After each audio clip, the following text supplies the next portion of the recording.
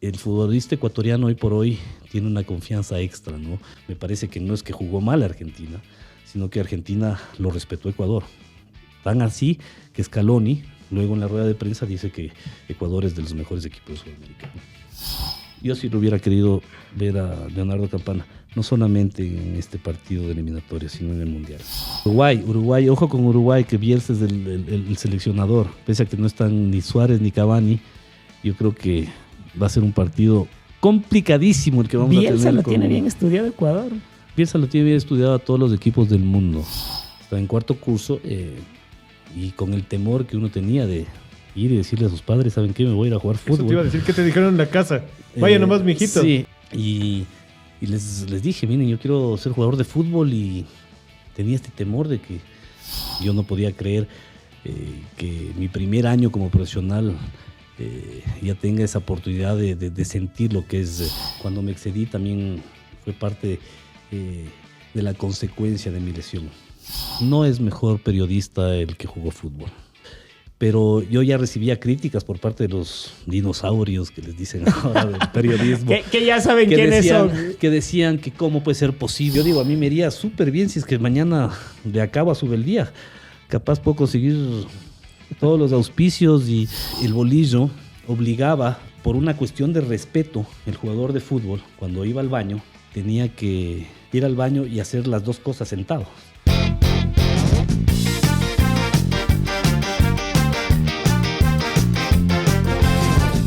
Buenos días, buenas tardes, buenas noches, bienvenidos a su podcast favorito, espero que así sea, mi querido Javi. Entre ambos tres, acá mi nombre es Juan Esteban Pérez, estoy con Javier Guerrero y nuestro invitado de lujo, ¿no? Ahora sí es el tercero entre ambos tres, nuestro estimado Pedro Salvador, figura del fútbol nacional, figura del periodismo, una gran persona. Pero antes demos el saludo de Javier Guerrero y luego lo presentamos con toda la parafernalia a nuestro querido invitado. Mi querido Juanito, un saludo también para el productor de productores, que ahora tiene combo, ¿no? Ahora tiene combo. Tiene sí. combo. Saludo para el combo del productor de productores. Aplausos también. También. José Vargas, hoy no ha venido la productora, pero saludos a todos, un abrazo enorme en todas las latitudes. Además, se nos han venido mensajes desde Ecuador, nos viene desde distintas ciudades del país, nos vienen mensajes de afuera, de Estados Unidos. Un abrazo enorme, sigan entre ambos tres en YouTube, en Spotify, se vienen grandes programas, grandes invitados, y el día de hoy, ya lo dijiste, ¿no? Vamos a hablar de fútbol. Invitadazo. Sí, Pero sí. vea, sí, el dueño del medio campo de Liga en los 90. Sí, una gran figura. Debutó a los 16 años como usted, en los 90. En el Spellman, pero. En el Spellman, ¿no? Pedrito Salvador en Liga, ¿no? Una gran figura del fútbol ecuatoriano. De la bienvenida a Pedro Salvador. ¿Cómo estás, Pedro? ¿Qué tal, Juanes? Javier, muchísimas gracias por la invitación. La verdad que es un gusto estar acá con ustedes y siempre a las órdenes, ¿no? Extrañaba los micrófonos, extrañaba las cámaras, así que estoy muy contento. Bueno, comenzar por lo primero, ¿no? Una gran figura del fútbol ecuatoriano en los años 90, ¿no? Tuviste recorrido por Liga, por Católica, también estuviste en las selecciones juveniles, conoces el fútbol desde adentro y aparte también conoces el periodismo también desde adentro, ¿no? Que lo cursaste, tienes grandes anécdotas. Con todo esto, cuéntanos cómo arranca tu carrera hoy que quizá los jóvenes, que pocos jóvenes debutan a esa edad, ¿no? Tú hiciste algo parecido a lo que hace Kendry Páez hoy, ¿no? Sin las cámaras y las redes de esa época, pero también eras una promesa del fútbol ecuatoriano. Bueno, muchas gracias por tus palabras, Juanes. La verdad que eran distintas épocas, ¿no?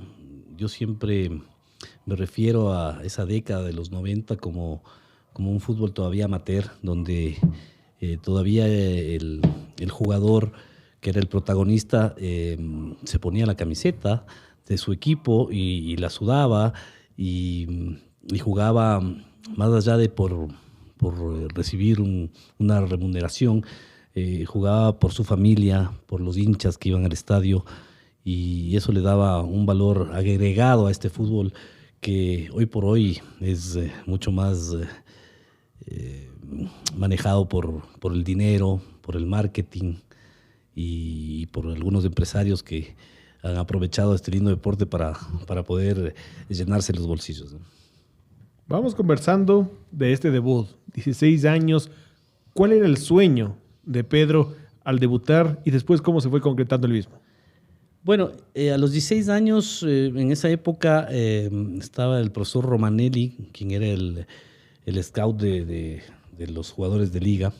Él iba a ver los campeonatos intercolegiales, yo estaba en el colegio americano y él sacaba de los intercolegiales jugadores para promoverlos en las divisiones inferiores de liga y que lleguen al equipo de primera. Así salieron algunos de los de la década del 80 también, como Danilo Samaniego, por ejemplo, el mismo Pietro Marsetti. Y me llamaron a jugar en la sub-16 de liga. Tuve 2 temporadas en la sub-16 donde tuve la oportunidad de ser goleador y mejor jugador durante las 2 temporadas. Yo iba a seguir el curso de formativas hasta llegar a la sub-20 y luego a la primera categoría. Sin embargo, en esa época estaba el Tano Bertocchi como técnico de liga y me llamó al equipo de primera. Al estar yo cursando mis estudios en el colegio americano, estaba en 4º curso y con el temor que uno tenía de ir y decirle a sus padres, ¿saben qué? Me voy a ir a jugar fútbol. Eso te iba a decir, ¿qué te dijeron en la casa? Vaya nomás, mijito. Sí, no.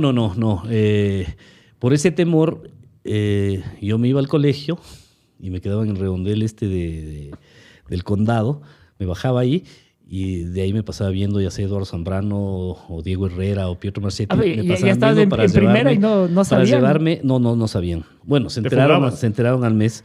Claro, entonces yo llegaba, el colegio americano estaba en Carcelén, como está hasta ahora, y después me pasaban dejando, después del entrenamiento, me pasaban dejando para que yo curse las 2 últimas horas en el colegio.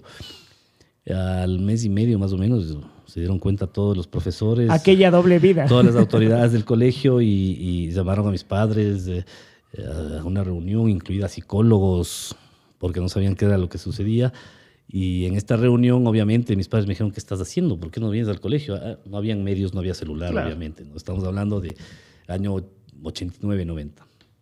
Y les dije, miren, yo quiero ser jugador de fútbol y tenía este temor de que ustedes me digan, no, primero son los estudios. ¿Y qué reacción de los papás? Estoy entrenando en la primera de liga, ¿no? Porque, no, por suerte mis padres me apoyaron desde ese momento y me dijeron, no hay ningún problema, pero tienes que ir estudiando. La sorpresa de alguno de los dos. Claro. Ya jugando en la primera. No, ellos sabían que yo estaba en las juveniles. Pero en las juveniles, claro. Pero y en esa época incluso las juveniles se entrenaban en las tardes. Nosotros entrenábamos en el estadio universitario las tardes, la sub-16 en esa época, y se entrenaban las tardes. Entonces no interfería entre los horarios del colegio.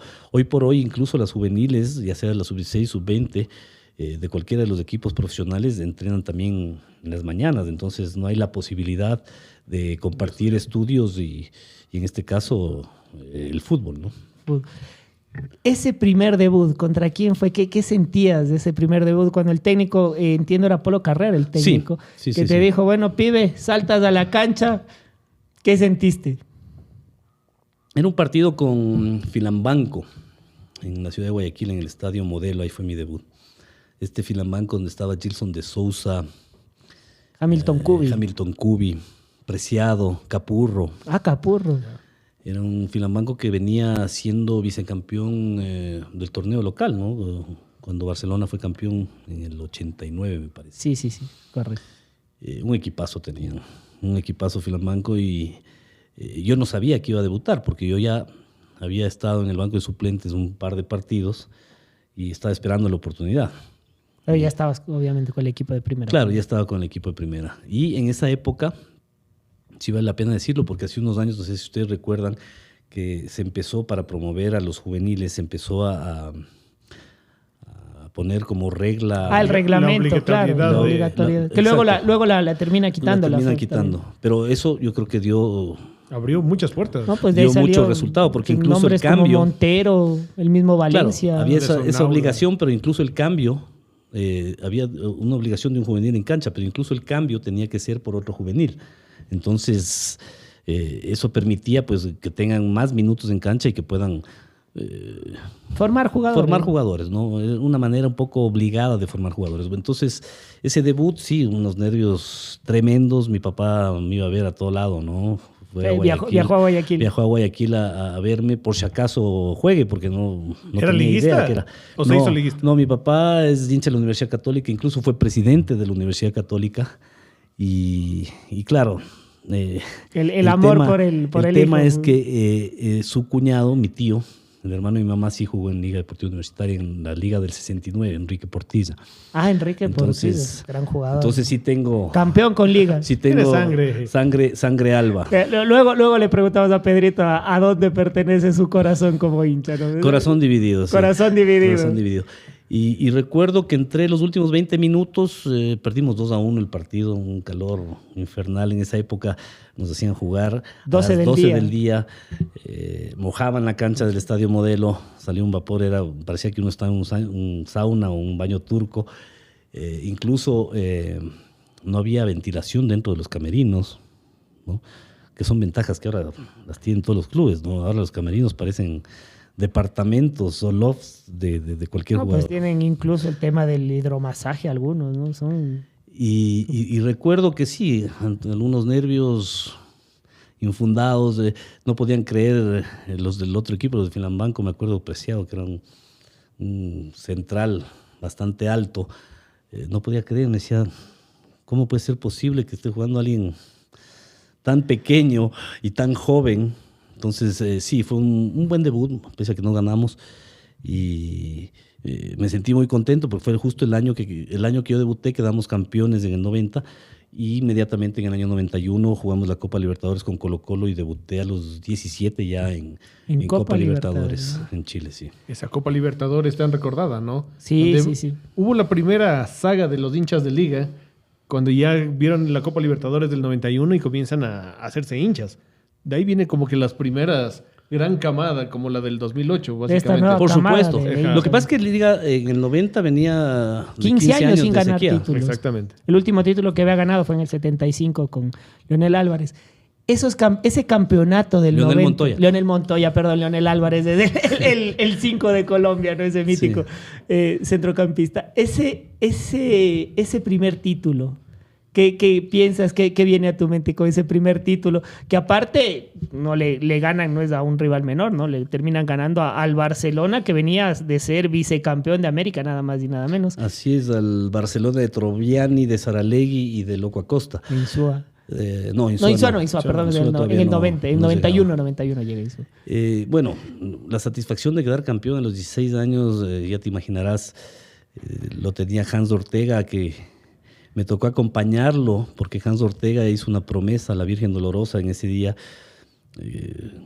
Coincidencialmente con Hans hasta ahora somos como mejores amigos, y Hans Ortega me dice, acompáñame, porque él había hecho la promesa de ir de rodillas durante...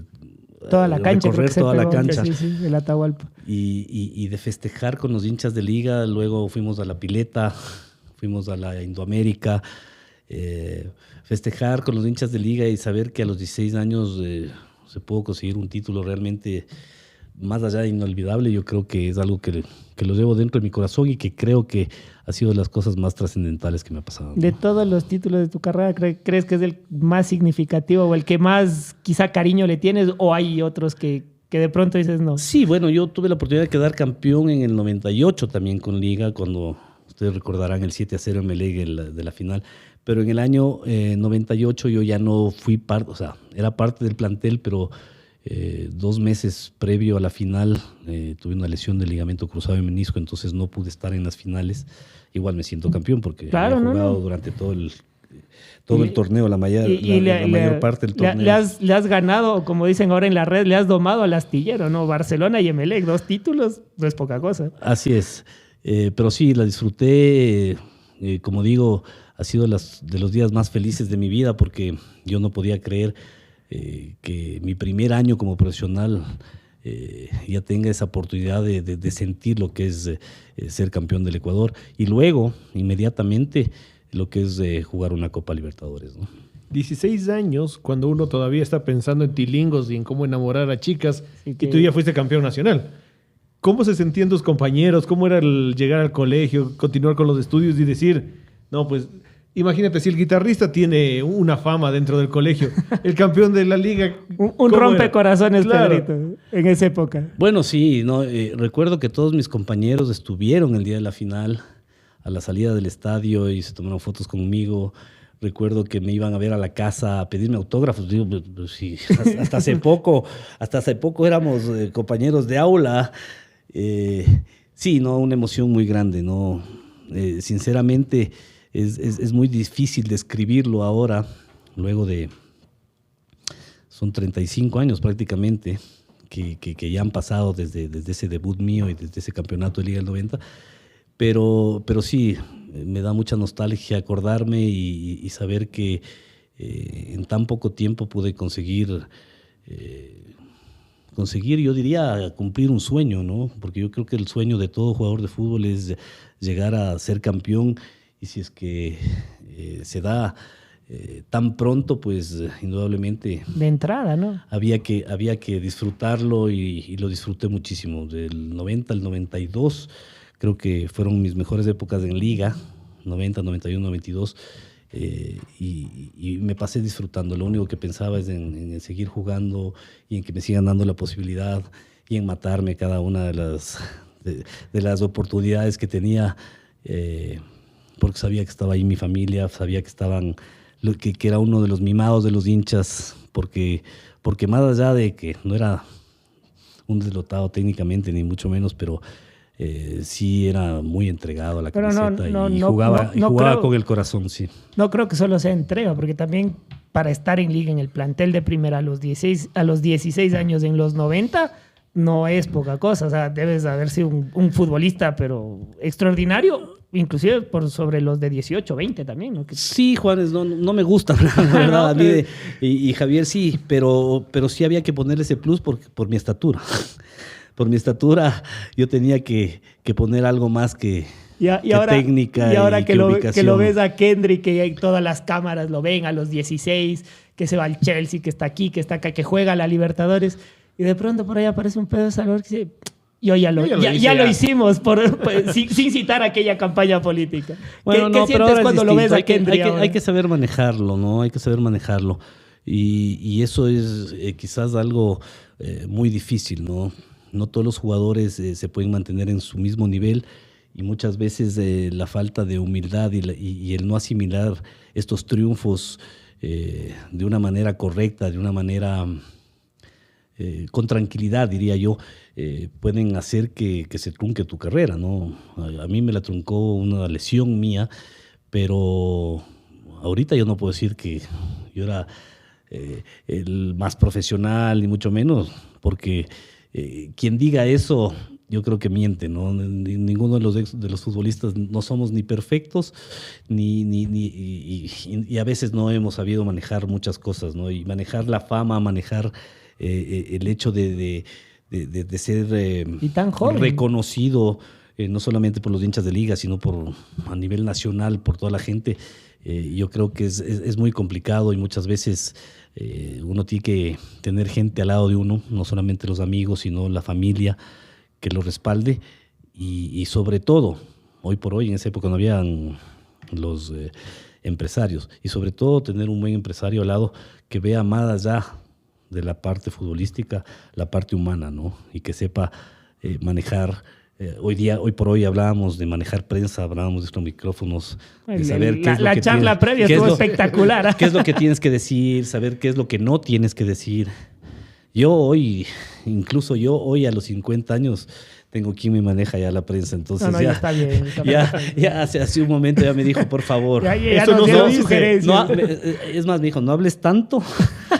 Y ojo con lo que dices, pero sí, yo creo que es importante tener ese respaldo, y estos jugadores jóvenes que hoy nos vuelven a hacer soñar en la selección, como lo hicieron hace unos días en el debut frente a Argentina, pues tienen que tener ese manejo mental que va mucho más allá del futbolístico, y que va de la mano también con la administración económica que tengan de sus bienes, porque hoy el jugador de fútbol gana mucho dinero y muchas veces no sabe qué hacer con él mismo, ¿no? Ahora ya maduro, ¿qué cambiarías de cuando se te subió un poco de fama a la cabeza? ¿Qué dices ahora? Qué bruto, ¿cómo metí la pata así? El tema es que cuando me sucedió esto, que me sucedió así como todos los sacrificios dentro del fútbol, el hecho de yo no haber tenido vida social, por ejemplo, Las fiestas del el colegio. hecho de no haberme podido graduar con mis compañeros, de no haber podido salir, tiene su recompensa, ¿no? Que yo fui un afortunado en ese sentido. También cuando uno se excede en ciertas cosas, también vienen los malos momentos, ¿no? Y yo creo que desde arriba también, cuando me excedí, también fue parte de la consecuencia de mi lesión. Yo creo que, porque no fue una lesión, yo diría que con intencionalidad de parte del rival, ¿no? Me lesioné yo porque quizás no me estaba cuidando como me cuidaba. Uno muchas veces dice, bueno, si estoy joven, tengo buen físico, Puedo hacerlo todo. ¿por qué puedo hacer todo? Incluso me iba mejor. Cuando yo salía o cuando yo tenía por ahí mis escapadas, como diría yo, dentro del fútbol, me iba mejor. Entonces digo, no, si estoy jugando mejor ahora que no me estoy cuidando tanto. La escapada. Claro, entonces más bien hasta por cábala, salgamos de fiesta y todo va a salir bien. Pero como digo, yo creo que el fútbol, así como hay gente que dice que es muy ingrato, muchas veces también es muy grato y yo soy un agradecido del fútbol, soy un agradecido de Liga, soy un agradecido del Deportivo Quito, de Universidad Católica, los clubes en los que tuve la oportunidad de actuar, y soy un agradecido de toda la hinchada del fútbol ecuatoriano, porque más allá del equipo en el que uno esté, cuando uno ve que le aplauden desde afuera, uno le pueden aplaudir, todo el mundo le puede aplaudir, pero cuando uno le ve que los que están afuera le aplauden y sonríen, yo creo que es porque algo bueno se está haciendo. Y eso, sinceramente, no tiene precio dentro del fútbol. Esa época de liga muy, muy linda que nos la cuentas, sumado a ese inicio en las categorías inferiores de las selecciones de Ecuador, donde compartiste camerino con el Bambam Hurtado, con el Team Delgado, con toda la camada que luego, pues bueno, llega a Corea y Japón 2002. ¿Cómo fue ese preolímpico que nos contabas de extra micrófono, que luego fue la base de lo que luego, años después, casi 10 años después, termina siendo una consagración, ¿no? ¿Cómo fue? ¿Crees que ese fue como el primer germen de esa nueva camada? Bueno, más allá del preolímpico, yo creo que en el año 92 en Medellín nosotros jugamos un campeonato sub-20 sudamericano. Sí. Porque el preolímpico ya tenía otros jugadores un poco mayores, ¿no? Sí, me refería justo al sudamericano sub-20. Este sudamericano sub-20 que no participó Argentina, porque me acuerdo que Snyder me parece que había tenido algún inconveniente, no sé si de falsificación de documentos, no recuerdo en este momento. Entonces Argentina no participó. Nosotros teníamos la posibilidad de llegar por primera vez a un mundial en esa categoría. Y justamente en esa selección jugaba el Bambam Hurtado, estaba Ulises de la Cruz, estaba Franklin Anangonó, recuerdo que en paz descanse. Sí. Estaba el Team Delgado, recién empezaba en Espoli, me acuerdo, en esa época. Y teníamos la oportunidad, esa fue la primera sub-20 que agarró Dusan Draskovic. ¿Qué tal tenerlo a Dusan de técnico? Espectacular. A veces no se le entendía mucho, pero él se hacía entender. Creo que esa era la época más, el prime de Dusan, ¿no? En la selección, los primeros años del 90, ¿no? Yo creo que Dusan ha tenido mucho que ver en el éxito a nivel de selecciones del fútbol ecuatoriano. No podemos desmerecer. No es que puso, como normalmente dicen, puso su granito de arena. Aquí él puso unos cuantos camiones de arena porque él le devolvió la identidad al futbolista, le hizo creer en sí mismo. Y yo creo que eso es básico, ¿no? Eso es básico porque, como hablábamos igual al inicio, antes del programa, la parte mental yo creo que es fundamental. Y hoy por hoy el fútbol ecuatoriano tiene jugadores jóvenes, convencidos de su capacidad, con cero complejos y que tienen hambre de gloria, más allá de que quieren mejorar su posición económica o que quieren salvar, en este caso, a sus familias. Yo creo que el futbolista ecuatoriano hoy por hoy tiene una confianza extra, ¿no? Y es lo que está pasando con Liga. No es casualidad que Liga está peleando la Sudamericana, está en semifinales. Liga es un equipo copero y ponerse la camiseta hoy por hoy de Liga, como se la ha puesto Paolo Guerrero, yo creo que es importante para cualquier jugador. Y en cualquier cancha, ya sea en Brasil, en Argentina, en Bolivia, en Colombia, saben que Liga Deportiva Universitaria es importante a nivel internacional y lo respetan. Y cuando hay ese respeto a un rival, lo mismo lo hacen con Ecuador. Ayer Argentina, me parece que no es que jugó mal Argentina, sino que Argentina lo respetó a Ecuador. Tan así que Scaloni, luego en la rueda de prensa, dice que Ecuador es de los mejores equipos de Sudamérica. En esa transformación mental que hemos tenido, Dusan juega un papel fundamental. ¿Cómo le ves tú al fútbol de los 90 y al fútbol de ahora, en el que ya el jugador ecuatoriano se la cree?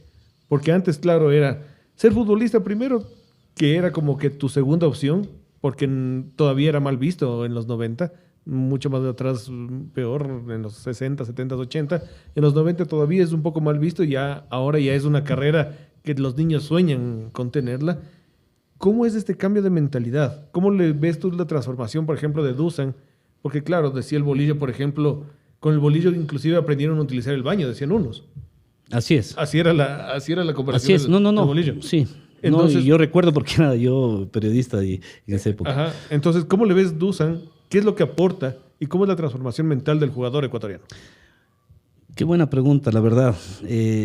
Lo de Dusan primero, lo primero que analizó es el prototipo del futbolista ecuatoriano y lo analizó físicamente, porque los europeos son muy, si bien es cierto, trabajan mucho la técnica, pero también el físico es importante. Y hoy por hoy en el fútbol a nivel mundial, el físico, yo creo que es...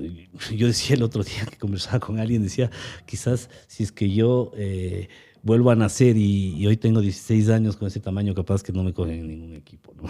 O sea, no necesariamente, porque hemos tenido jugadores muy técnicos. Sí, más allá de la técnica, pero yo creo que la transformación fue que Dusan, primero, él se encargó de visitar absolutamente todos los rincones del país para buscar jugadores desde las ligas barriales hasta los rincones en el oriente donde se llega en balsa. Él fue a buscar jugadores y él fue y él escogió todos sus jugadores y él pidió manejar las divisiones inferiores para poder luego tener a esos jugadores dentro de la selección mayor. Porque él agarra una selección mayor con jugadores como Hamilton Cubi, el mismo Pietro Marsetti, estaba también Alex Aguinaga, recuerdo. Joven todavía. En la selección mayor. Y él luego llega a incorporar a todos estos jugadores y los llega a hacer a través de un proceso. Yo me acuerdo que el Team Delgado, cuando tenía 15 años, ya jugó el campeonato no el sudamericano sub-20, sino el del sub-23. El preolímpico. El preolímpico. Sub-23.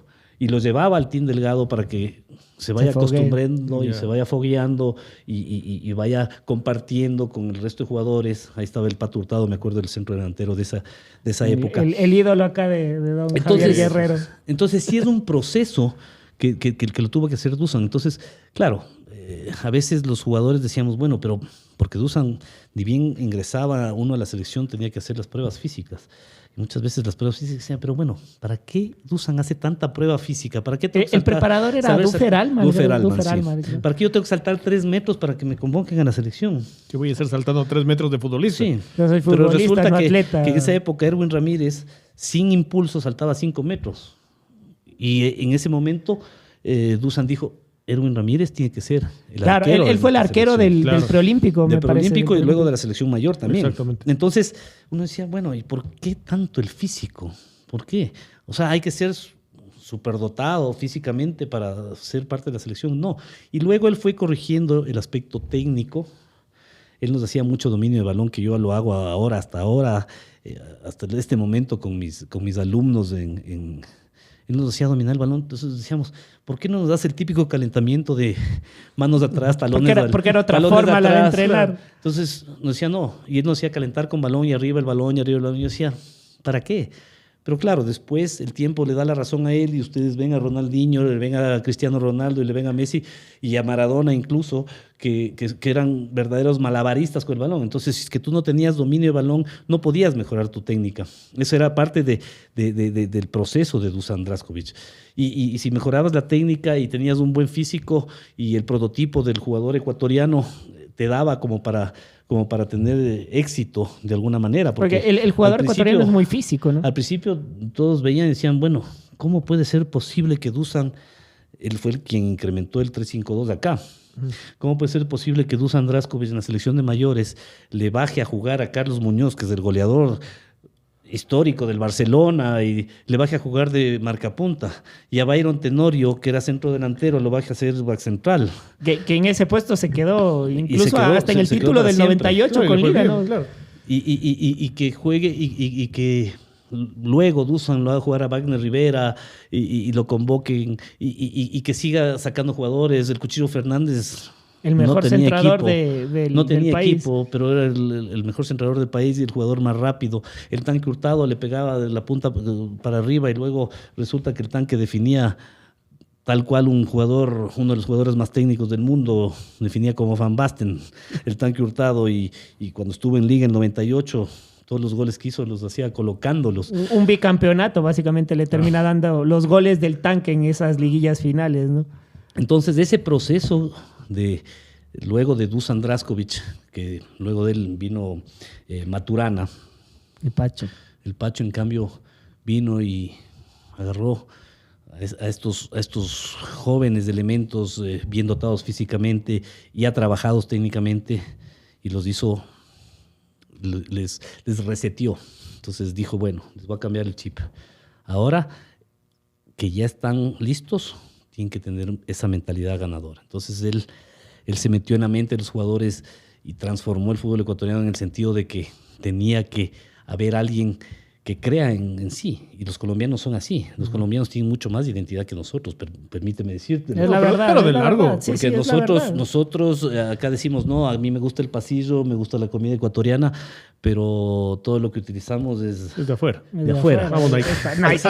Hasta que patrocine. Por si acaso, hasta que nos patrocine. En Colombia, en cambio, tienes mejor ropa que en Estados Unidos, la gente es súper nacionalista, la guardiente espectacular, las mujeres son espectaculares, pero más allá de eso, La identidad. el colombiano quiere mucho eso. Entonces eso fue parte de lo que hizo Maturana y luego el Bolillo Gómez, que es cierto lo que dice Javier. Que le vi sorprendido a Juan. Sí, yo no me la sabía. ¿No habías escuchado? No sabía yo. No sabía. Y si lo puedo contar al aire, Por sí. favor.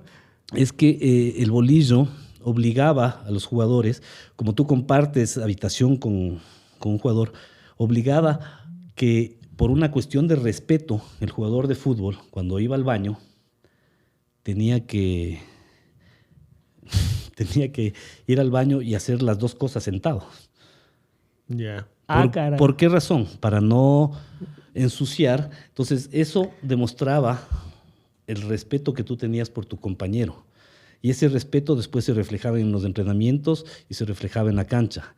Y ese respeto también hacía que tú, como compañero, aparte de que muchas veces puede ser que por tu ansiedad y tus ganas de jugar decías, chuta, ojalá se lesione el Juanes que juegue en mi mismo puesto, porque yo estoy jugando mejor. Que ya se lesionó, por cierto, hace rato. Y digas, no, pero si el Juanes comparte habitación conmigo y él me respeta.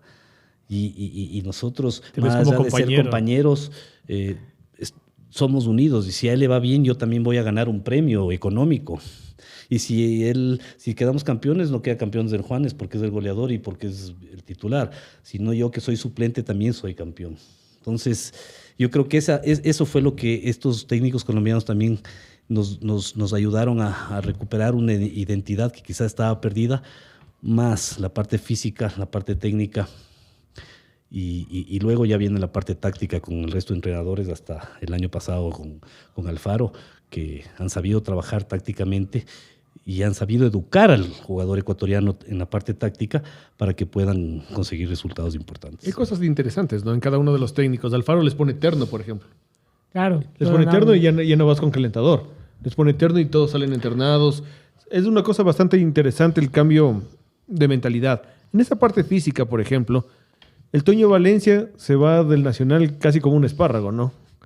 Llega y ya bueno, después en Manchester parece que le dan Procán y termina siendo un toro. Moisés Caicedo básicamente lo mismo. Cuando salió de Independiente le chorreaba la camiseta, pues. Y en el Brighton ya se le ve más agarradita. Por eso decía que los europeos trabajan mucho físicamente. Esa es la parte quizá de lo que vos mencionabas, ¿no? Todo el trabajo de gimnasio. Ya se empezó a trabajar en esas épocas con Dusan en esa parte física. Exactamente, se trabajaba en la parte física, se trabajaba gimnasio, porque antes decían, no, a nivel de inferiores, ¿cómo van a hacerles trabajar pesas a los chicos? Se van a quedar chiquitos. O sea, imagínense si yo hacía gimnasio, sería más chiquito, ya de circo. Entonces, sí, la parte física. Yo hablé con el Toño cuando él, en sus inicios en Inglaterra, porque yo estaba como periodista deportivo, y él me decía, yo voy 3 veces al gimnasio. Pero aparte, a la semana. No, al día. Al día, nada más. Porque ya eres menos. profesional todo el día, no es que vas, entrenas 2 horas y te vas a tu casa y después haces lo que te da la gana. ¿Cuál burócrata en ¿Cómo era el Ecuador? pensamiento acá? Exacto. Eso era el pensamiento de aquí. Entonces pues. acá tienes que ser profesional. Y eso, bueno, ya lo hablaremos luego, que me gustaría hablar de Subeldía, que les decía. Y eso, eso es el jugador profesional, porque para eso está ganando lo que gana. Y para eso él se prepara. Es el entrenamiento invisible entonces yo del que ¿en hablan. serio? Y me decía, sí. Y aparte, en Inglaterra, me acuerdo que estaba Rooney en el Manchester, que era uno de los históricos. Mega crack de Inglaterra y del Manchester. Exactamente lo que come Rooney a la hora del almuerzo en el complejo del Manchester United, lo come el jugador sub-12 del Manchester United. La misma comida, tiene el mismo trato, tienen las mismas habitaciones, que es algo que, por ejemplo, sí lo ha implementado en Independiente del Valle. Uno va y le ve al Independiente del Valle. No sé si han visitado el complejo Independiente del Valle. Va al complejo Independiente del Valle y en los camerinos de las sub-8, sub-12, están todas las fotos dentro de los canceles, ¿no? De los lockers de los jugadores, las fotos de los jugadores. Tal cual el equipo de primera. Y antes de que el Independiente consiga sus títulos, incluso, yo tuve la oportunidad de visitar las habitaciones de los jugadores y en la colcha, en el plumón con el que se tapaban y soñaban estos jugadores jóvenes, decía Independiente, el próximo campeón del Ecuador, Independiente, el próximo campeón del mundo. O sea, todo un manejo de identidad, pero desde la base. Por supuesto, y eso vale la pena destacarlo. Y eso yo creo que le ha hecho a Independiente el club que es. Quizás le va a costar mucho tener hinchada, porque la hinchada no se la gana ni por títulos, sino por historia también. Pero Independiente indudablemente ha conseguido lo que muchos clubes ecuatorianos a lo largo de los años han intentado y nunca han culminado o nunca han podido tener, que es éxitos no solamente a nivel nacional, sino internacional. Ese manejo precisamente de formativas, que bueno, Independiente ha sido campeón de la Libertadores Sub-20, fue la base de aquella selección de Célico histórica que hoy tiene a muchos en la selección mayor, en el caso del mismo Moisés Ramírez, de Cifuentes, cuestionado Campana, que a veces va, otras no va, extrañado en la última fecha de eliminatoria. Pero ese mismo trabajo un poco también lo va haciendo Liga, ¿sí? A propósito del tema Subeldía que querías mencionar. Para unos, El Salvador de Liga, para otros, pues no tanto así. ¿Ese trabajo crees que ya se va viendo en esta posición que hoy tiene Liga? Ahí te la pongo complicado. Sé que tu corazón está dividido entre 2 equipos, pero hablando del tema de Liga, ¿crees que todo ese trabajo de base que van haciendo en las formativas, porque hay que decirlo, Liga es la segunda fuerza en formativas a nivel del país, están la mayoría de sus jugadores en selección? Por supuesto que sí, ¿no? Yo creo que sin ese trabajo no se pueden conseguir resultados, ¿no? Independiente ha conseguido resultados a corto y mediano plazo quizás, y Liga los va a seguir consiguiendo, y Liga tiene un muy buen manejo de divisiones inferiores. Lo que pasa es que son tantos jugadores y son tantos jóvenes los que quieren jugar en Liga. Cuando yo era gerente deportivo de Universidad Católica, yo tenía que rogarles a los jugadores juveniles que vengan a jugar en la Universidad Católica, porque todos querían jugar en Liga, Barcelona, Emelec. Pero si todos quieren jugar en Liga, Barcelona, Emelec, resulta que el resto de equipos se van a quedar sin inferiores. Entonces, hay un gran manejo. Yo sí pienso que el hincha de Liga tiene que tener un poco más de paciencia. Para mí Subeldía es el mejor técnico que está dirigiendo actualmente en el fútbol ecuatoriano, sin ninguna duda. A él no se lo he esperado. Yo le fui a ver el segundo partido del campeonato a Liga y querían que se vaya Subeldía. Es una locura. Es complicada la hinchada. Ha cambiado un poco Escuché a un exjugador que ante su frustración de no poder dirigir un equipo grande dijo que si Subeldía no quedaba campeón de la Sudamericana era un verdadero fracaso porque le han dado todo.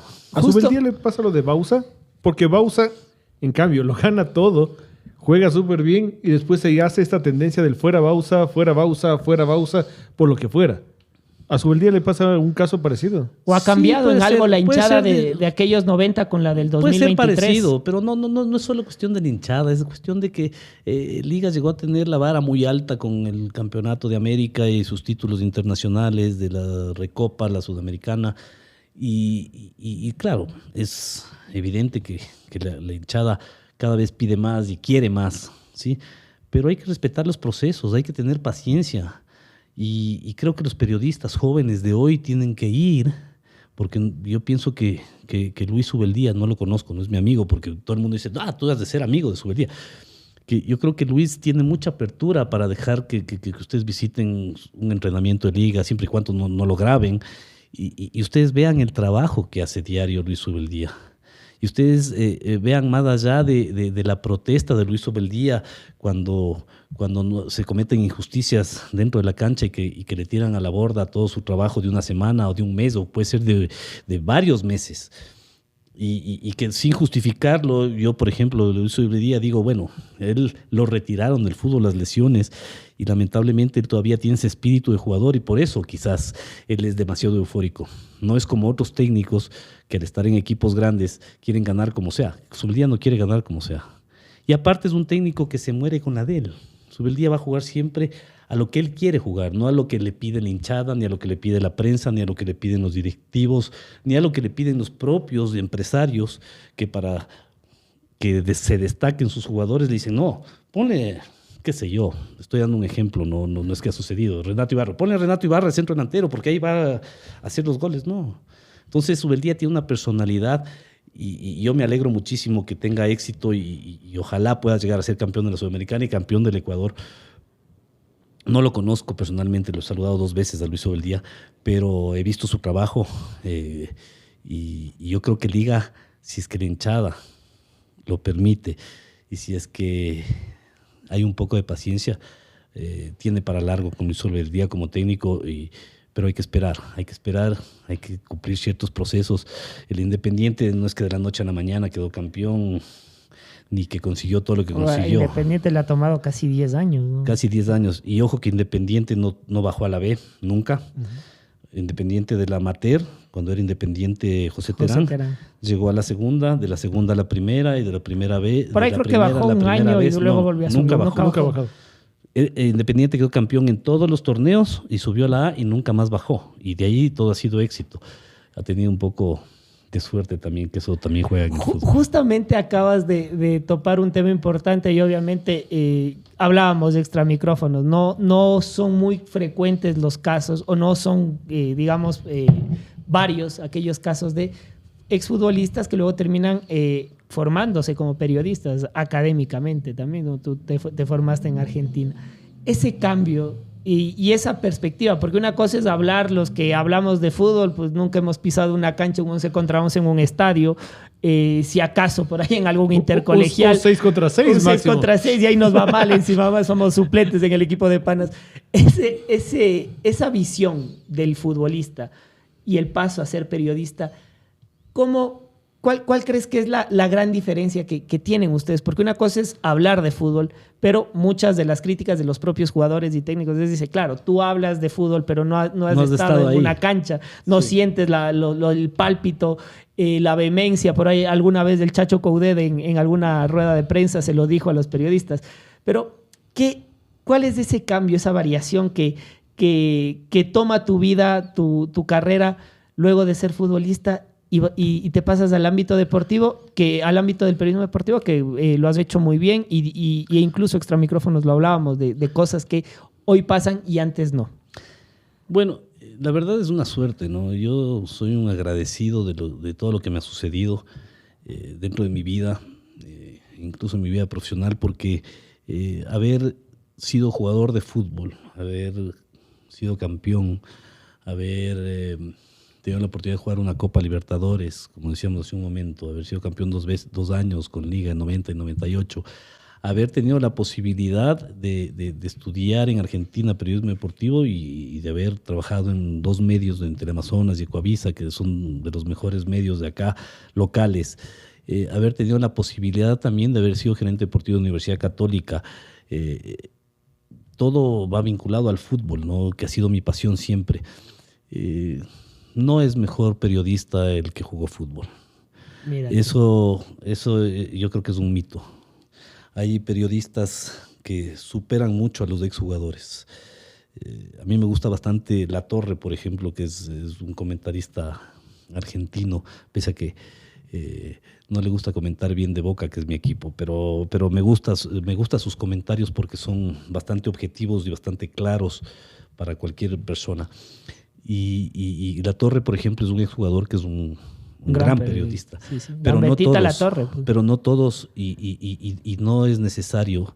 Sí es un plus haber estado dentro de la cancha, conocer, como decíamos hace un momento, qué preguntas te van a molestar. Si tú mañana vienes y yo soy técnico de un equipo de fútbol y me dices, ¿y por qué le puso a tal jugador? ¿O por qué lo cambió a tal jugador? Yo te voy a decir, porque yo soy el técnico, pues. O sea, no hay más. En ese sentido sí, yo creo que hay un plus porque uno vivió esto, ¿no? Entonces uno dice, bueno, yo no voy a preguntar algo que no me hubiera gustado que me pregunten a mí cuando yo era jugador. Como, ¿qué tal el partido? Bueno, pues, ahí está. Eso me preguntaban a mí.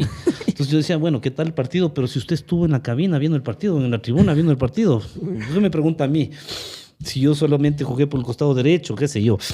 Entonces, es complicado. Entonces sí hay un plus, pero sí exige preparación. Eso sí, Juanes y Javier, yo creo que sí exige hoy por hoy el ser preparado como periodista deportivo. A mí me tocó, bueno, no me tocó, también cumplí otro sueño de ir a vivir a Argentina. Y ahí tienes una anécdota interesante, Exacto. ¿no? Con nada más y nada más que Carlos Salvador Vilardo, sí. Yo tuve la suerte de irme allá y lo hice también porque en esos momentos yo trabajaba en Ecuavisa, estaba de anchor de Ecuavisa, del noticiero de Ecuavisa, de Televistazo, incluso con Alfonso Espinosa de los Monteros. Pero yo ya recibía críticas por parte de los dinosaurios que les dicen ahora del periodismo. que ya saben quiénes son. Que decían que cómo puede ser posible que este muchacho solamente por la pinta que tiene sale en la televisión. Que no es Entonces luego me preparé en Argentina y regresé ya preparado. Pero sí, cuando fui a estudiar a Argentina sí me di cuenta de que no solamente había que saber de fútbol para ser un periodista deportivo y que no solamente se podía hablar lo que salía en el prompter, sino que uno también tenía que escribir. Para ser periodista es importante. Yo escribo mucho, tú sabes, Juanes. Para ser periodista uno tiene que saber escribir, saber lo que dice, saber lo que no tiene que decir también y también esa objetividad y el sacarte un poquito la camiseta de exjugador o de hincha de ciertos equipos, que quizás es lo más difícil, ¿no? Aunque algunos periodistas a veces no son ni siquiera hinchas del equipo, pero dicen, no, yo voy a ser pro liga porque si no tengo auspicios. Porque es lo que vende. Porque si mañana yo soy del Aucas, capaz no vendo como vendo de liga, entonces, o hablar mal de liga también. Claro, todo vende igual. Yo digo, a mí me iría súper bien si es que mañana le acaba su día. Capaz puedo conseguir todos los auspicios y aparte consigo que Esteban Paz me tome en cuenta y me diga, Pedro, ven acá, yo te doy la nota a ti, pero por favor. Hablando de Esteban. Esa fue una indirecta. Entonces, Juanes me conoce. Hablando de Esteban, hemos hablado de hinchas, hemos hablado de técnicos, ahora vamos con los dirigentes. Viviste la época de Papá Oso. Y eres amigo de Esteban. En esa balanza, ¿cómo los pones a los dos? Y también estuvo en Católica, ¿no? Y también, digamos, de cierta manera fuiste dirigente. Sí. De cierta manera, claro. Esteban es una gran persona, es un ser humano excepcional. la verdad. Uno puede muchas veces discrepar en cuanto a opiniones, en cuanto a gustos futbolísticos, pero es una persona honesta, bien intencionada, que incluso, tú que manejas ahora, Javier, política, incluso tuvo algunas propuestas políticas y no las aceptó. La esposa dijo que no le... No, que le y no puso. las aceptó porque más allá de eso es una persona muy preparada e inteligente. Y no estoy hablando bien de Esteban porque sea el que maneja Liga, pero a él le tocó algo muy duro que es, luego del éxito que tuvo Rodrigo Paz, agarrar un equipo de fútbol y Vivir a la sombra del padre, ¿no? Y soportar una hinchada que yo adoro a la hinchada de Liga, por si acaso, pero que debe ser de las más complicadas del país. Yo no de las tanto, más la verdad, y soy exigentes. liguista, pero no tanto. Y de las más exigentes. Tomar esa posta solo, Desmarcarse de Solo. esa sombra, Pedro. porque a él le ha tocado solo, yo sí quiero decirlo, tiene hoy sus colaboradores, pero a él le tocó solo, con una tristeza enorme de saber que quien consiguió absolutamente todo lo que a nivel deportivo y a nivel de infraestructura tiene Liga Deportiva Universitaria, como era Rodrigo Paz, yo creo que es complicado, no para Esteban, que es su hijo, sino para cualquier ser humano, cualquiera, porque acá todos quieren ser presidentes de Liga Deportiva Universitaria, ¿sí? Pero hay que ver el financiamiento. No es fácil financiar a Liga. No, Liga se vende solo. Barcelona de pronto se venda solo, porque Barcelona está lleno de deudas, pero resulta que todos los años sale un tablas, mecenas. sale tablas, pero hacerse cargo es muy difícil y no tener el respaldo de la hinchada, ¿sí? Y no tener el respaldo de algunos exdirigentes y no tener el respaldo, sino más bien la contra de todo el mundo que le ve a Liga como una olla de oro. No, pero sí que vienen todo lo que se puede hacer con Liga. Yo quisiera que todos quienes quieren hacerse cargo del equipo y quieren quitarle, porque eso es quitarle a Esteban Paz del equipo, se hagan cargo una semana del equipo. Y pueden Sépanlo. tener un caso Una nacional. semana. Démosle la oportunidad. Mañana Juanes quiere ser presidente de Liga y démosle la oportunidad de estar una semana a cargo del equipo. Una semana. Solamente una semana. Se me va a subir el día, perdón. Entonces, por supuesto, pero yo quisiera que ustedes Claro, sepan no es porque, fácil, porque, no es porque no fácil. es fácil. Entonces, es muy duro criticarlo. Yo hablo con Esteban, me encuentro seguido con él. Yo lo estimo mucho y siempre le he deseado lo mejor. Y hoy más que nunca, no estoy hablando hoy de su beldía porque está clasificado a la semifinal sudamericana y porque No. está puntero del campeonato. Yo a Subeldía apenas lo contrató Esteban Paz, yo le dije y lo felicité y le dije que es el mejor técnico y sigo diciéndolo, así mañana Bueno, pierda. el tiempo te está dando la razón, pero...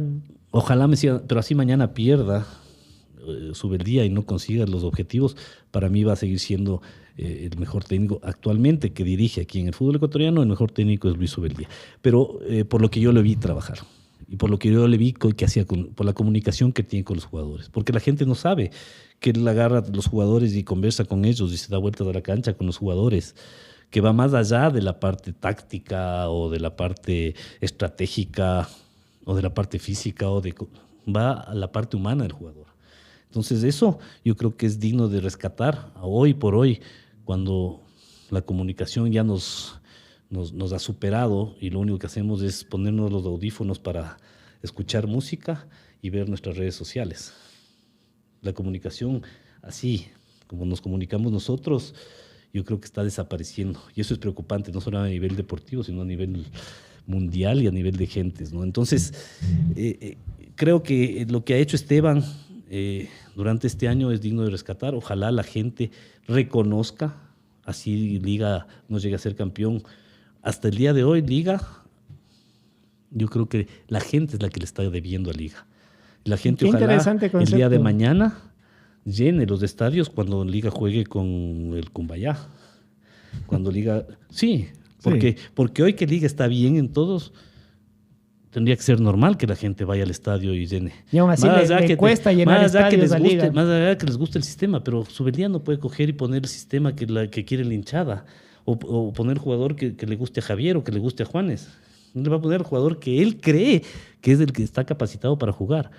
tan así que sin él tener que dar explicaciones, por ejemplo, de Sebastián González, que todo el mundo dice, Sebastián González, él tiene que ser titular porque... Sí, pero no sé si no se han dado cuenta o no van a los partidos, no ven los partidos de liga. Cuando Sebastián González ha sido titular, a veces no ha trascendido tanto como cuando entra al cambio. Entonces hay jugadores a los que hay que darles la oportunidad en el momento preciso. Y para eso está el técnico, no los periodistas, ni los dirigentes, ni los hinchas. Es el caso de Gonzalo Plata. Lo pudimos ver contra Argentina, ¿no? O sea, Gonzalo Plata es un buen recambio, no un buen titular. Bueno, y pasa mucho. Y justamente eso quería preguntarte, porque de lo que hemos hablado de tu carrera, desde los 16 años, futbolista, periodista, te ha faltado ser técnico, no sé si en algún momento te las planteado. Bueno, yo sí dirijo hasta ahora, tenemos la escuela de fútbol con Eduardo Zambrano, yo trabajo con él, de las formativas de liga, que lo tenemos en Cumbayá. Y sinceramente como técnico, no sé, no sé si no me atrevería a dirigir en primera, pero me gusta más formar jugadores, me gusta más trabajar como que me gusta más porque yo le estoy devolviendo al fútbol algo que nunca tuve. Yo nunca tuve, a mí quien me enseñó a jugar al fútbol fue mi padre, José Salvador. Y de quien aprendí todo futbolísticamente fue de él, porque él jugaba conmigo todas las tardes, noches, y yo le hacía quedarse hasta la madrugada. Pero nunca tuve un entrenador que me diga, ¿sabes qué? Que me dé esos tips, esos pequeños, y que me enseñe cómo se debe parar el balón, cómo se debe cabecear. Nunca tuve. Entonces, yo creo que hoy por hoy le estoy devolviendo al fútbol, enseñando a estos chicos esas bases, ¿no? Para que ellos decidan, ¿no? Si quieren ser profesionales o no, o si quieren jugar a nivel universitario, a nivel colegial o lo que sea. Pero esas bases que nunca me dieron a mí, porque en esa época no se trabajaba de manera técnica. Ahora tenemos más de 1000 escuelas de fútbol a nivel de Pichincha nada más. Y seguimos trabajando en las divisiones inferiores y ya se trabaja en la parte técnica, física, táctica. Ahora el jugador ya sabe cuáles son los planteamientos que se utilizan. Un jugador de 12 años ya sabe, dice, a ver, yo voy de carrilero o de media punta. Cuando uno... Volante eran todos. Cuando uno no entiende ni siquiera que es el falso 9. Claro. Ni el offside. Sí, el otro día se me acercó un chico nuevo, un estudiante, y me dijo... Pedrito, me dice, Pedrito, yo no digo no dejo que me digan profe ni nada. Me dijo, Pedrito, me dice, vamos a hacer presión alta. Caramba. Digo, ¿cómo? ¿Qué edad tenía? 11 años. Entonces digo, un niño de 11 años que viene y me dice, vamos a hacer presión alta. Le digo, o sea, yo te voy a enseñar cómo se puede hacer presión alta, pero espérate, primero probémonos y veamos quiénes estamos, ¿me entiendes? Pero ya existe eso. Entonces mi manera de devolverle al fútbol, y estoy muy contento porque soy feliz con lo que hago. El otro día hablaba con mi amigo Eduardo Zambrano, que con él es con quien trabajo, y le decía, Eduardo, porque estábamos tratando de medir si estaban los chicos contentos o no dentro de la escuela de fútbol. Entonces le decía, Eduardo, le digo, mira, solo date cuenta, el parqueadero más o menos está a unos 100 metros de la entrada a la escuela de fútbol, a la cancha, ¿no? En Cumbayá. Le digo, solo date cuenta, los chicos se bajan de los autos, de sus padres, y del parqueadero acá vienen corriendo. Digo, yo creo que esa es la medida de que ellos están felices, contentos, y que lo que quieren es venir a jugar fútbol y venir a divertirse también y venir a aprender.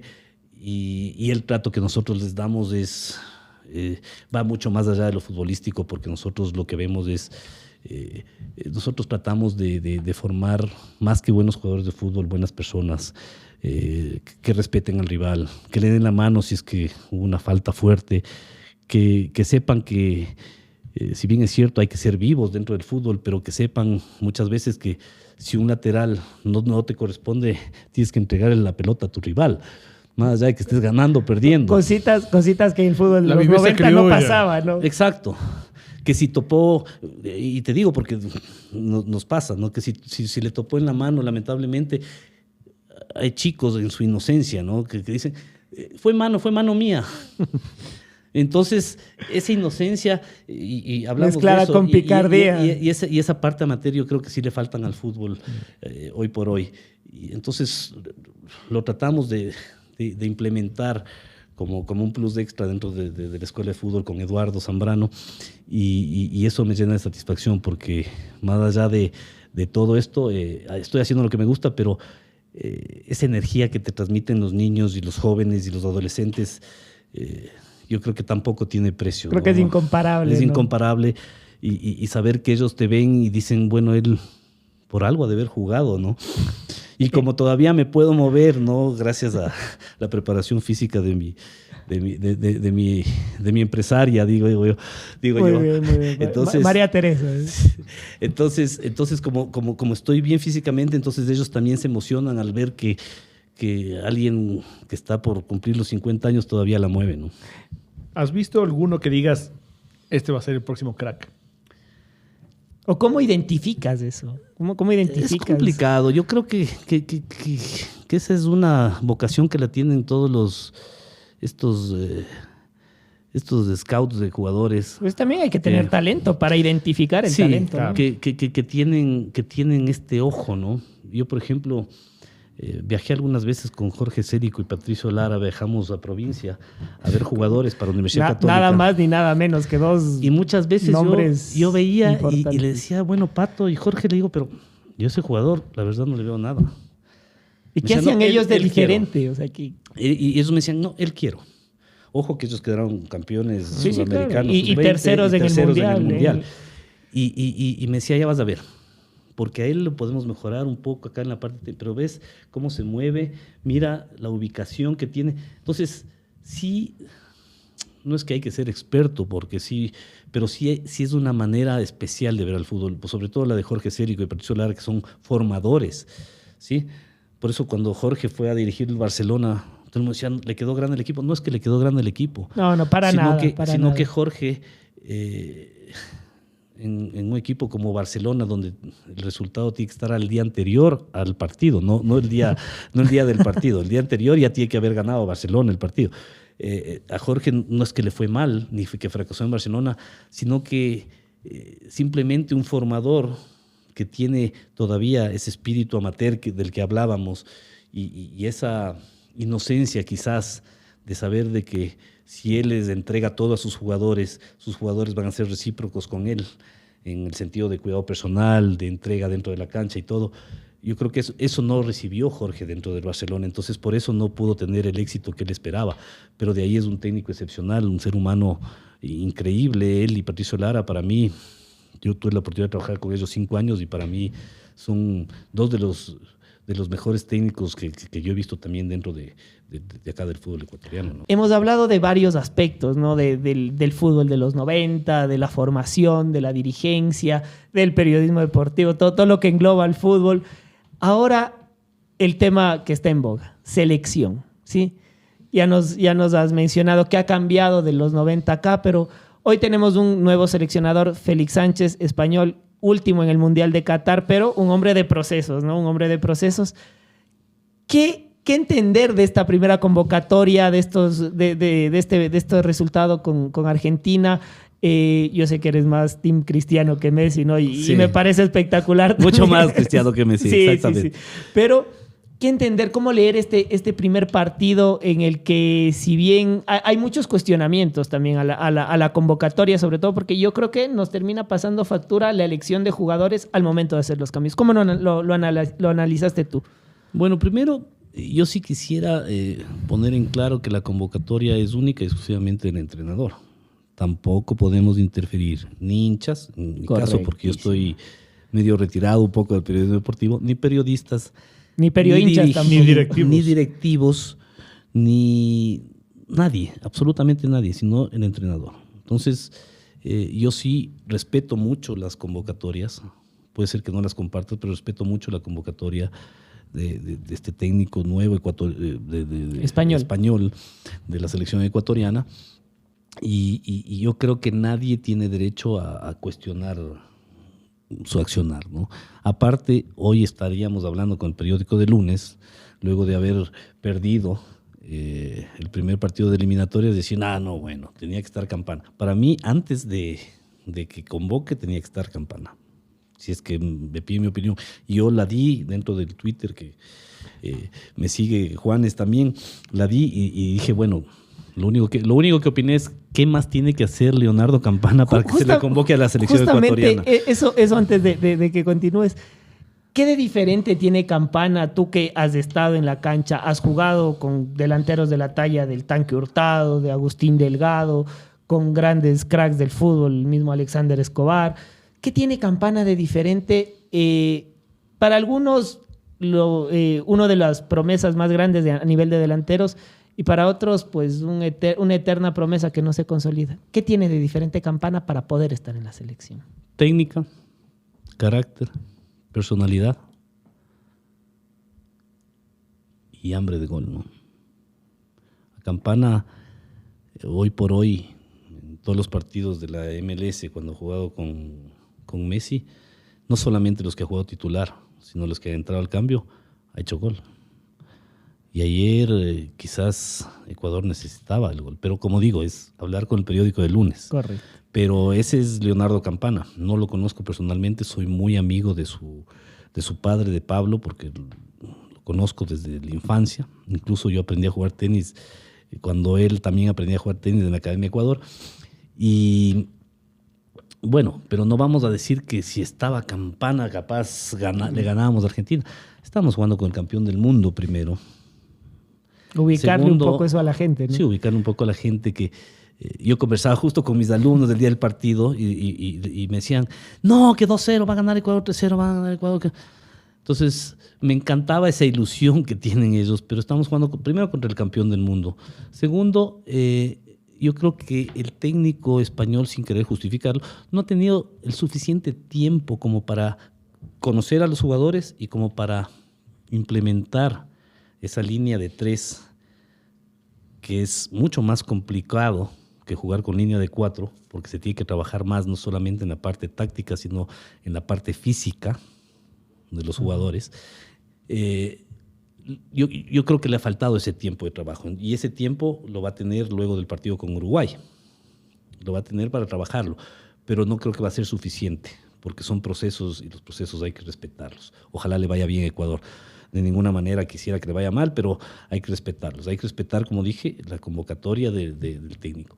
Y hablando del partido con Argentina, yo no lo vi mal Ecuador, pero tampoco vi la Argentina que vimos en el Mundial. Y si queremos buscar culpables, escuchaba yo los medios de comunicación que culpaban a Galíndez de la derrota, y eso es algo que yo no lo puedo creer. O sea, me da ganas de volver a los medios y decir, bueno, ¿cómo puede ser posible? No, porque yo lo conozco a Galíndez, yo lo tuve en Católica cuando claro. Yo era gerente deportivo, que estaba con Jorge Cérico, es un ser humano extraordinario y un arquerazo, pero Galíndez nos salvó 3 goles. En el Monumental de River, ¿no? Y es un tiro libre de Messi. Y es un tiro libre de Messi. No sé si ustedes han visto en la MLS, yo he visto pocos partidos de Messi porque prefiero ver los partidos de Cristiano. Del Al Nassr. Del Al Nassr. Pero en los partidos que he podido ver de Messi, primero en la MLS no le tocan a Messi porque se les acaba el negocio. Pero segundo, tampoco lo tocan al borde del área porque saben que los tiros libres de Messi es un penal. O sea, es en un 95% gol. Entonces, no es que no teníamos que haber hecho la falta ahí y que no fue falta, porque ya empezamos a especular todo. Ese gol con el arquero del Real Madrid, que para mí es el mejor arquero del mundo, Thibaut Courtois. Con Courtois era gol de Messi. Era gol de Messi, ¿sí? Que estuvo mal puesta la barrera, que faltó un hombre en la barrera. Todos somos técnicos después de las derrotas. Todos somos técnicos. Sí, pero no nos dimos cuenta que Galíndez salvó 3 goles y que hubiera sido 4-0 si es que no estaba Hernán Galíndez en el arco. Entonces, sí hay que tratar de ser más cuidadosos en los análisis post partido, previo al partido también, y saber que la gente no quiere escuchar, ay, por la culpa de Galíndez. Si hubiera estado Domínguez, sí, pero igual. Quizás si es que no hubiera estado Domínguez, por ejemplo, en el partido con Ñublense, la Liga le ganaba a Ñublense en los 90 minutos. Y pasaba Domínguez tranquilo. Cometió 2 errores que después porque ese es el fútbol. Entonces, no podemos nosotros... Ahorita le queremos matar a Galíndez. A Moisés Caicedo en su debut en el Chelsea, decíamos, ahí está. Tantos millones pagaron para que haga el penal. Pues déjenle jugar, pero si recién era su debut. O sea, si nos damos cuenta de que somos resentidos, somos demasiado apasionados y de que no vemos de manera objetiva las cosas. Para mí Ecuador no jugó mal, pero Argentina no fue el Argentina que vimos en el Mundial, avasallador. No fue También no le dejamos jugar, tenemos un gran mediocampo. Yo creo que con Grueso y Cifuentes. Cifuentes y Moisés, yo creo que tenemos una muralla y más allá de una muralla, dentro de la mitad de la cancha tenemos jugadores que saben con el balón y que al recuperar el balón lo tratan bien, no lo pierden. Eso yo creo que es importantísimo porque ese sector de la cancha quizás hoy por hoy es uno de los más importantes porque te obliga a marcar, recuperar el balón y aparte administrarlo de buena manera. ¿Sí? Hoy por hoy en el fútbol moderno la posesión de balón yo creo que es algo muy importante. No quiere decir que si tienes mayor posesión de balón te va a asegurar que ganes el partido porque tienes que ser efectivo en ataque. Pero sí, el tener el balón, el que no tenga el balón el rival, yo creo que hoy por hoy es lo que le está dando resultados al fútbol a nivel nacional e internacional. Ahora Juanito te hacía la pregunta, ¿por qué no Leonardo Campana? Ahora te hago la pregunta, ¿por qué sí Kevin Rodríguez? ¿Qué pueden verle técnicos como Gustavo Alfaro para llevarle a un mundial? ¿Qué le ve técnicos como Sánchez Vaz para llevarle a este partido y ponerlo a jugar? Y que no le vean Selmi. ¿Qué tú le ves a Kevin Rodríguez y dices, tiene capacidades? Porque yo, o sea, realmente no soy... Volvamos al partido de ayer. Si es que Kevin hacía el gol luego de la habilitación de Ener Valencia... capaz lo quería el Chelsea. O sea, volvamos a lo de ayer. Yo no quiero justificar al técnico porque yo también soy entrenador y cuando no ponen a alguien, cuando tú como entrenador no le pones a alguien y se te lesiona al que tú pensabas que era el que tenía que estar dentro de la cancha y te toca ponerle al suplente en este caso y el suplente hace un gol. En el caso mío, de los chiquitos o de los adolescentes, viene el papá y te dice, y te da una palmada y te dice, ahí está, tú no confiabas en mi hijo, ¿no? El papá es la representación de la hinchada, y mi hijo te hizo ganar el partido. No te lo dicen verbalmente, ¿no? Pero esa palmada ya te dice todo, ¿no? Como... Te dice las cosas sin decirte. Yo creo que eso pasa también mucho en el fútbol. Entonces, si ayer hacía el gol en el partido frente a Argentina, hacía el gol Kevin presidente, ¿no? Porque así somos acá de apasionados. Pero como no hizo el gol, ahí está. ¿Cómo así lo convocaron? Si es suplente en el Independiente del Valle, si no ha jugado partidos. Acá se me sale el corazón de Perio hincha, ¿no? Sí. Yo sí lo hubiera querido ver a Leonardo Campana, no solamente en este partido de eliminatoria, sino en el Mundial. Y eso no lo digo hoy por la necesidad que tenemos de gol o porque falló el gol Kevin, sino porque yo he estado convencido y he seguido mucho la carrera de Campana. No puedes dejar afuera a un jugador que fue goleador de un campeonato sudamericano y fue campeón del campeonato sudamericano y en el Mundial, no sé si recuerdan una jugada que casi hace un gol que la levantó con el taco. Con el taco contra, me parece que es contra Italia. Un jugador tan técnico. No sé qué haya para no convocarlo, porque esa fue mi único cuestionamiento en el Twitter cuando puse, bueno, después de la convocatoria, lo único que puse es, ¿qué hace falta que haga Leo Campana para ser convocado a la selección? Y lo mismo se podría decir con Ronnie Carrillo, que está jugando en Portugal. Sí, pero Ronnie no tiene la trayectoria que tiene es correcto. Leonardo Campana. O sea, estamos hablando de Ronnie Carrillo, que le fue bien en Nacional últimamente y que está jugando ahora a nivel internacional, pero hay que darle tiempo. Pero Leonardo Campana lo viene haciendo, viene cumpliendo un proceso de selecciones, ¿sí? Y injustamente no fue convocado al Mundial, injustamente no ha sido convocado a estos 2 primeros partidos de eliminatoria. Ojalá el técnico se dé cuenta, no porque lo diga yo, o porque lo digan los periodistas, o porque saquemos en la prensa después de perder el partido que tenía que jugar para Campana, ojalá se dé cuenta de que dentro de sus necesidades debe tener un jugador con gol, con personalidad, con carácter, pero sobre todo con técnica. porque quienes le hemos visto a Campana, no solamente los goles de Campana, sino que quienes lo hemos visto jugar. El otro día en la MLS, antes de hacer los 2 goles, no sé si ustedes recuerdan, hizo una jugada que le pica antes al arquero y que todo el mundo decía, no, él quiso hacer el gol. No, él le quiso driblar al arquero con esa picada. En la final de la Leagues Cup, último minuto. Exactamente. Y eso a mí me sorprende que la gente, incluso en ese sentido, no sepa que él quiso hacer la jugada. Él no es que quiso picarle y hacer el gol. Y lamentablemente se le fue un poco larga y después no pudo definir. Pero aparte hay que estar ahí, y hacer eso, ¿no? Como el fútbol da recompensa, y yo se lo decía a Pablo Campana, que me lo encontré en Guayaquil, como el fútbol da recompensa, yo le dije, viste, la recompensa de no haber marcado ese gol, luego marcó 2 goles, 2 golazos de cabeza. Y luego de que no lo convocaron, termina marcando uno con asistencia de Messi. Después del Team Delgado, ¿qué cabeceador tenemos? Ener ha demostrado ahora en la Copa Libertadores que sabe cabecear muy bien. Y bueno, no ahora en la Copa Libertadores. En el Mundial también.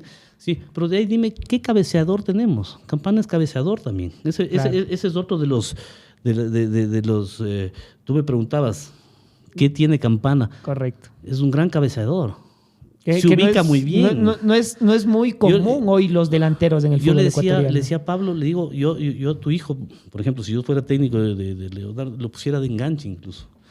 Porque tiene tan buena técnica que él es un buen habilitador también. Entonces, se lo compara mucho con Caviedes, quizá un poco por la técnica, pero creo que hay diferencias muy marcadas, ¿no? El uno es más como 10, Caviedes siempre es como 10, y el otro es un 9 moderno. Sí, por supuesto. Para mí Caviedes siempre fue enganche, ¿no? Y aparte Caviedes, yo recuerdo, porque estaba yo de periodista, el Bolillo le daba mucha libertad para jugar. O sea, Caviedes no le decía, tú tienes que marcar acá y moverte por acá y solamente puedes estar ubicado en este sector. Le dijo, Caviedes, prácticamente el Bolillo Gómez le decía, sal y diviértete, haz lo que te gusta. Haga lo que quiera.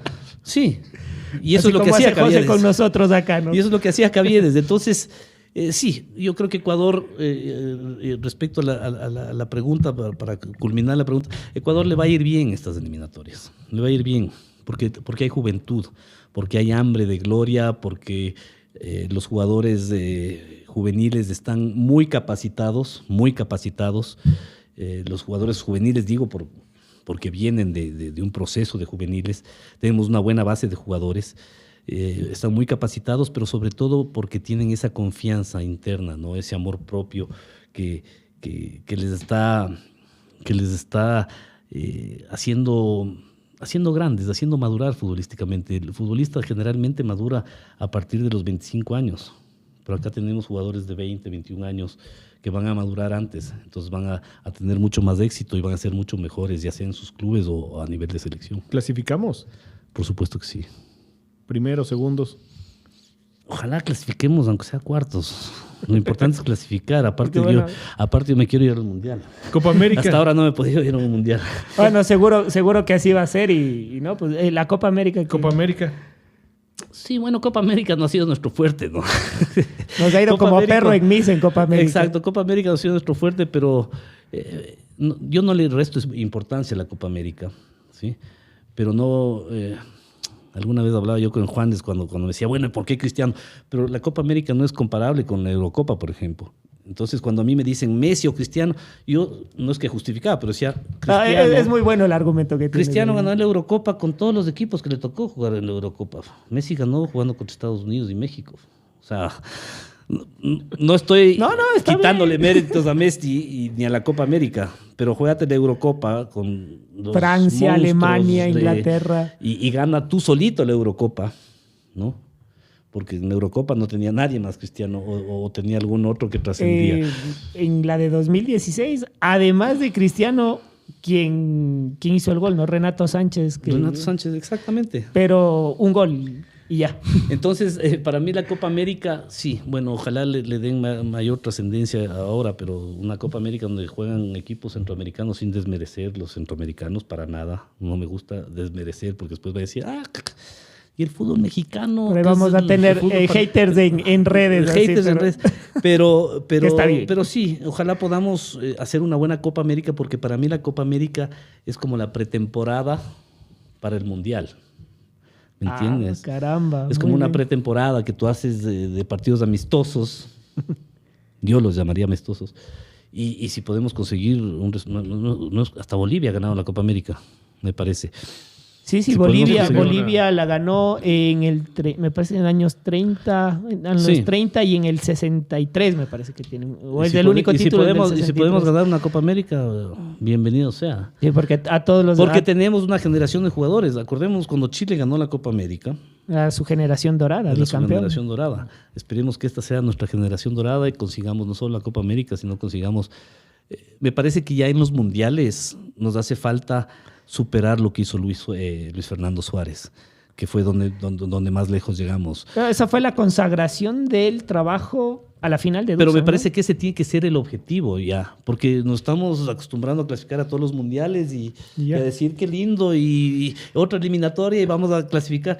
Y desde octavos toca escoger otro equipo. Pues. No, aparte tú escuchas, ahora en eliminatorias les oyes hablar a los brasileros o a los argentinos y les preguntan, le dicen, bueno, no, nosotros estamos ya preparándonos para el mundial. Nosotros vamos a ser campeones mundiales. Mientras les preguntas al peruano, al colombiano, sí, ojalá clasifiquemos, estamos buscándolo. Argentina y Brasil y seguramente Uruguay están pensando en el mundial. No, aparte un Uruguay que tiene un sub-20 campeón del mundo, ¿no? Que no es poca cosa. Uruguay, ojo con Uruguay, que Bielsa es el seleccionador. Pese a que no están ni Suárez ni Cavani, yo creo que va a ser un partido complicadísimo el que vamos a tener. Bielsa lo tiene bien estudiado Ecuador. Bielsa lo tiene bien estudiado a todos los equipos del mundo. Bielsa vive para el fútbol. No vive del fútbol como algunos entrenadores, hinchas y periodistas. Él vive él vive del fútbol. Él vive para el fútbol. Para el fútbol. No del fútbol. O sea, se lo sabe Ecuador de memoria. Se sabe a todos los equipos del mundo. Te aseguro. Complicado Soy fan de Bielsa también. Bielsa o Bilardo. Son dos distintos. Es como que me preguntes Maradona o Cristiano. Uf.